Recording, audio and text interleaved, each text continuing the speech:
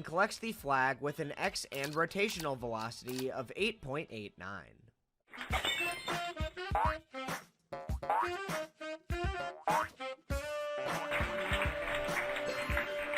The task starts by moving red ball to the right, but unlike the first two levels, the typical 5.5 jump is not performed, since the jump point does not line up well with the rest of the level.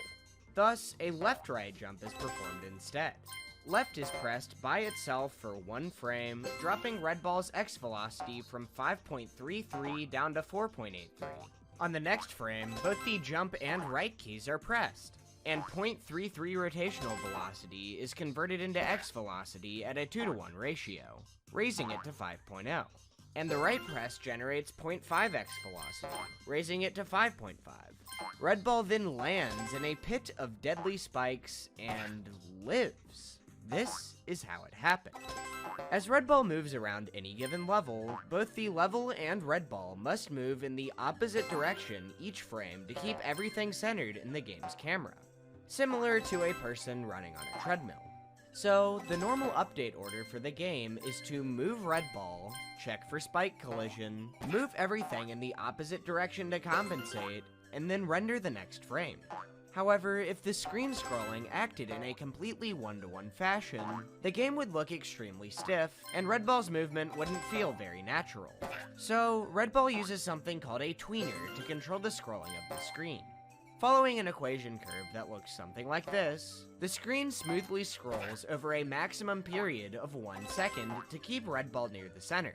This is why red ball's position in the camera isn't completely fixed, and why the camera often continues to scroll for around a second after red ball comes to a complete stop.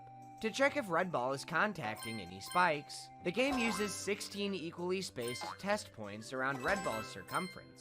During the game update phase, after red ball's position is updated, a point-to-pixel check is performed between these 16 points and the spikes in the level, comparing to the last rendered frame.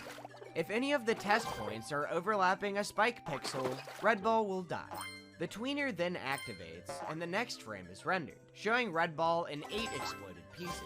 However, something really interesting happens when the pause menu is opened. Game updates stop happening, shown by red ball ceasing all movement, but the screen-scrolling tweener is actually still active. You can see that when I pause the game, the screen spends a second catching up to red ball despite no other game updates happening. And after the second, the tweener deactivates. After unpausing the game with the menu open for over a second, both the game and tweener enter the update loop again as normal. However, what happens if you unpause the game before a second has elapsed? Since the tweener is still active, it is only the game updates that need to be reinitialized.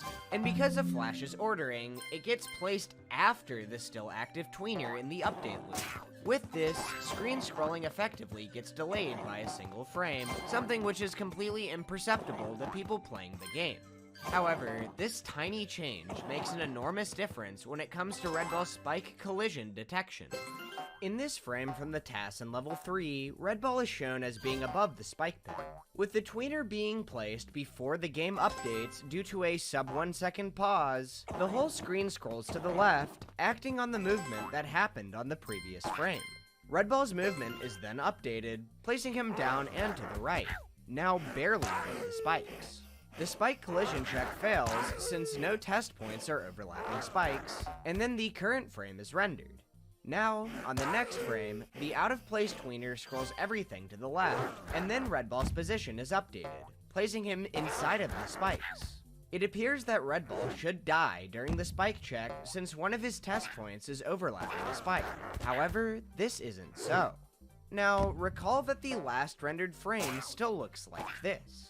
The internal position of red ball is here, and the internal position of the spike pit is here.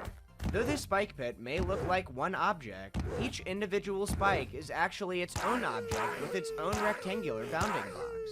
When a pixel check is performed in Flash Player, an important optimization takes place that dramatically speeds up game performance.